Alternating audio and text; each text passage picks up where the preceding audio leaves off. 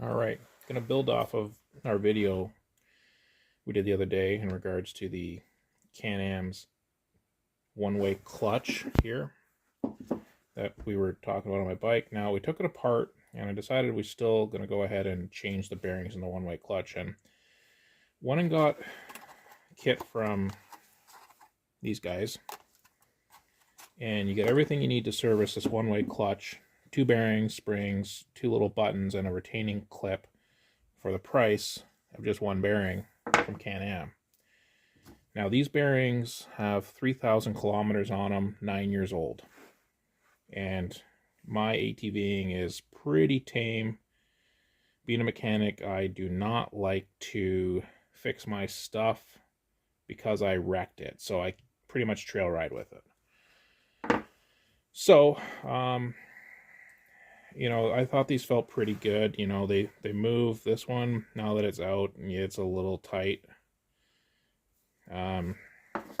This one is better, but look at these.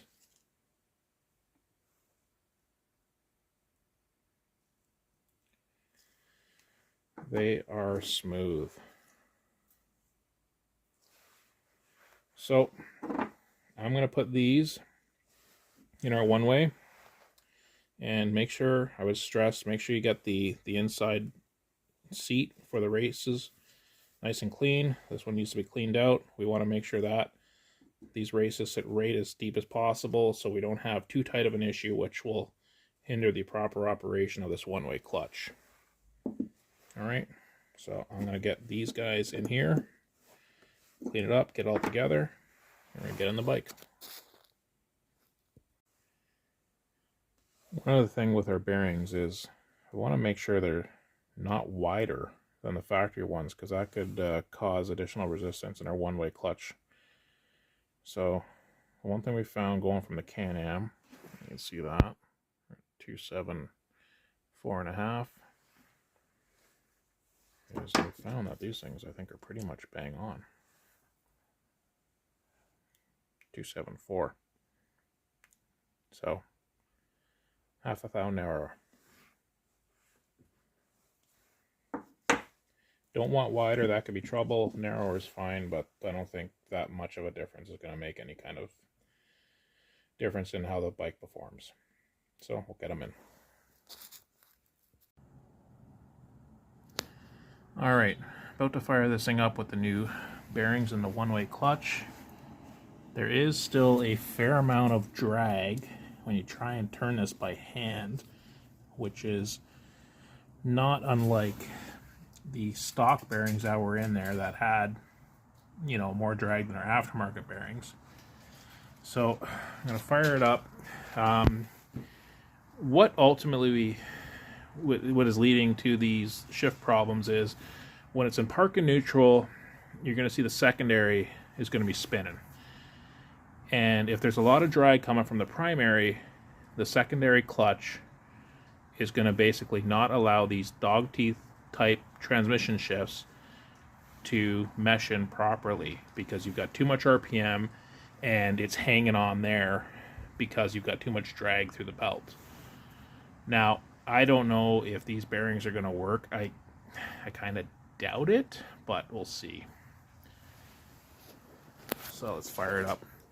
And the belt's going to seat itself properly on the secondary as soon as the engine goes. Alright, so let's see if the secondary is still going to be flying. And we'll try and slow it down too. See if we can stop it with a hammer here. See if it stops easier.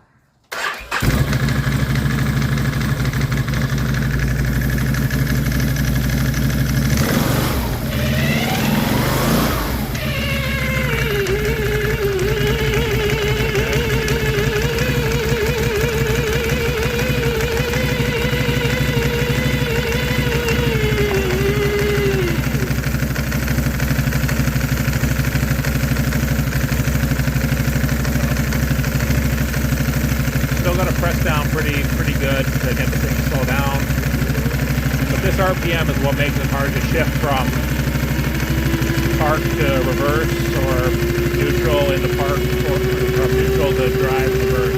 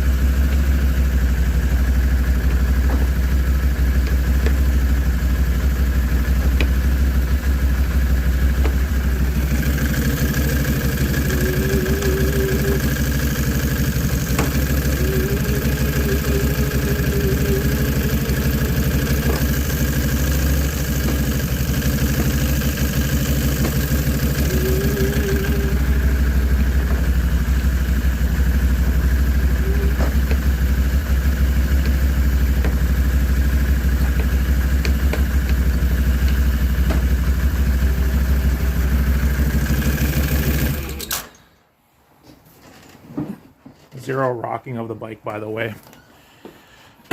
Alright, sorry about the video quality, guys and girls. I am an amateur. Okay, so it definitely shifted better with the new bearings. Fantastic thing to see, because I know over last week I was using the bike in a lot of tight areas, and we had some trouble just rocking the bike every time you wanted to, 3-4 point turn the thing.